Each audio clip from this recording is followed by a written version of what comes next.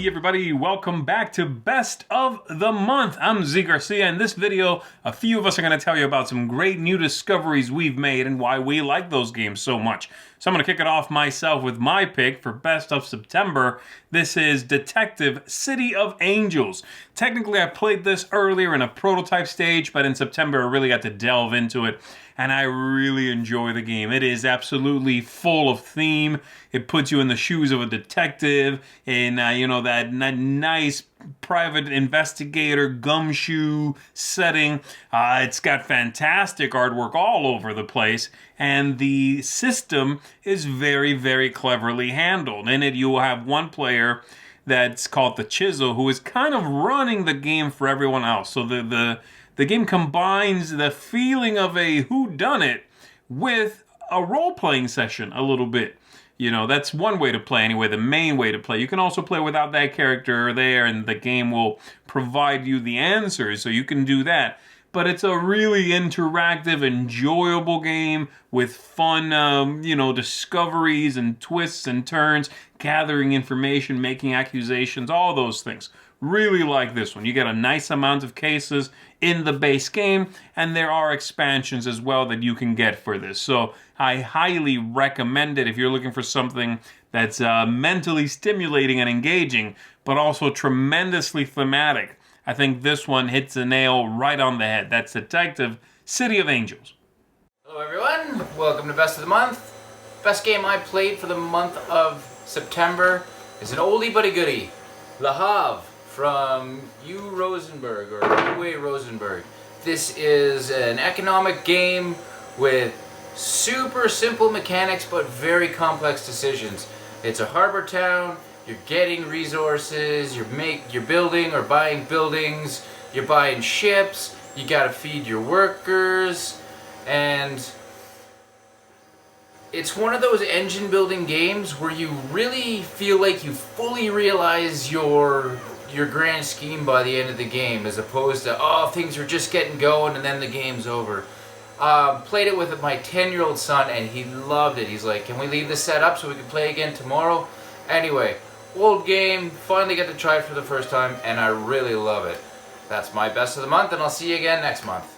This is Rick Haney, and my Best of the Month is Marvel Champions. This is a new card game LCG where you're playing all the different Marvel characters, trying to take out different masterminds, and it feels a lot like the Lord of the Rings LCG mixed with like the legendary system kind of smashed together, and I really enjoyed both those games, but this has a much quicker setup time, so I've been able to play this a bunch solo. I played it 2-player, 3-player, 4-player. I played with a whole bunch of different play ranges, and I really enjoy the game, especially at the lower player counts, so that's why it's my Best of the Month.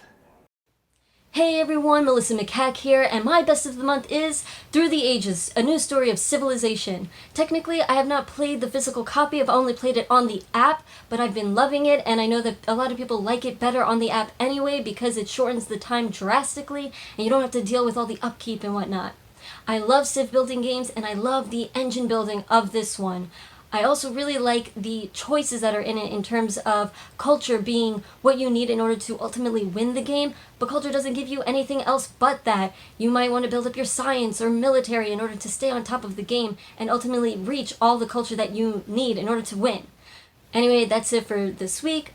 Thank you so much for watching. I'll see you next time. So I'm going to pick here a game that is new to me, because I played a few games that I really like, but I already knew what they were. But the best new to me game, I think, is Fantastic Factories. I was really surprised by this one. I mean, it looked fun, it looked colorful, but it's one of the first games this company has done. The production value is amazing, and it is a engine building game. Literally, you're building your own factories, rolling dice, placing those dice, using them to get resources to do more. It just, it flows so smoothly. It's so much fun. Really looking forward to playing it some more. My game of the month, Fantastic Factories. Hi guys, I'm Ellen. This is Randy. We're We Game Together. Yes. My pick of the month is Walking in Burano. A shock. Oh my gosh, it's so cute. I was gifted it for my birthday. You were asked by the local government to refurbish a street to make it all pretty. So you have these cute little cards. This is pretend, correct? This is real. Yeah. I am for real, going to start doing this, yes. When do you leave? New plan in my life now.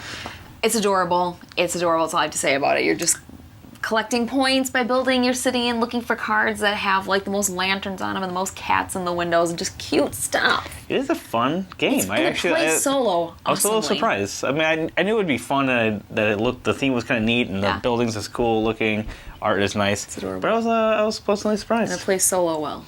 I never play My best of the month is War of the Worlds: A New Wave. And I was kind of surprised by that. You were, because our first play of it was not Really the best, but I went into it with a correct outlook on it, I guess. I don't know. It's just changed your mind, see it. Yeah, I went into it thinking one thing and it was something completely different. Once I warmed up to that idea, I actually liked it quite a bit. Yeah, you did. And now it's your pick of the month. It is. 2-player asymmetric deck building game, so it is quite fun.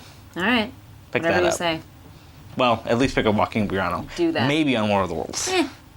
Hi, I'm Doug Jr. from Doug and Doug Gaming, and this month my newest game is Trycarrion, but this is the collector's edition. I just got it from Kickstarter and I'm so excited. Isn't this a gorgeous box? But wait till you see what's on the inside. Trycarrion is a big, crunchy, complicated, epic worker placement game that has a theme to do with magicians, learning their tricks and performing, which is something I did for 17 years on the road, full time, had a great time. Now I only perform part-time, but I've really been looking forward to getting this in my collection. So my best of the month, Trycarrion from Mind Clash Games. Hi everyone, it's Stella. My best of the month is a game where the objective of the game is to get people together at a party and take selfie a few times to win. Super cool theme with decent puzzle. This one, Meple Party. A cooperative game where you and your housemates are having a party at your house.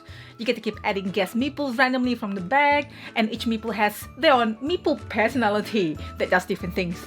It's very thematic what each meeple can do. I'll give you an example. The flit lets you move other meeple towards it, and the jerk puts the meeple 2 rooms away. So you need to get meeples in a particular room and take a selfie. It isn't as easy as it sounds because each time you draw the random meeple, you need to put it in a room and activate its action. You kind of need to think a few steps ahead. The game has just got released this year, designed by a female designer, Heather O'Neill, and I think you should check it out, Meple Party. Howdy folks, this is Hunter and Rebecca from the Family Showdown. My pick of the month is Detective. This game is awesome and so involved. You feel like you are a detective going in and getting all this evidence, finding out about the crime, going and interviewing people, collecting clues, getting results, tracking down leads, all of this, but within a time frame before a case turns cold or has some other deadline. Really, really exciting game. I really love it. Detective. Although I enjoy Detective, I did not play Detective this month. I played it for the first time back in May. My game of the month is all the hype, all the rage, all the talk about. That is Tapestry.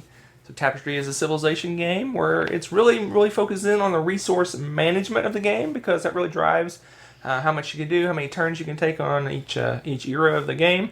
And you're trying to find synergies between your civilization, Tapestry cards, technologies, and everything else. My game of the month, Tapestry. Hi, I'm Jordan. My best of the month for September. I didn't really get to play anything too new that was really groundbreaking for me this month, so I wanted to talk about Neom, which is one of my favorites to come out this year. This is by Lookout Games. It's kind of fallen under the radar, but it's kind of like Seven Wonders, the board game, or a cross between Seven Wonders and a game like Quadropolis or Suburbia. So you're drafting tile, Seven Wonders style, using resources just like in Seven Wonders, but then you are building a grid of buildings. The buildings interact with each other. You have to have certain sets to score certain points. Some of them power your city, some of them give you pollution, all sorts of really cool stuff. I love it. The iconography can be a little tough to get into, but once you're in, I think it's really great. That is Neom by Lookout Games. Thanks.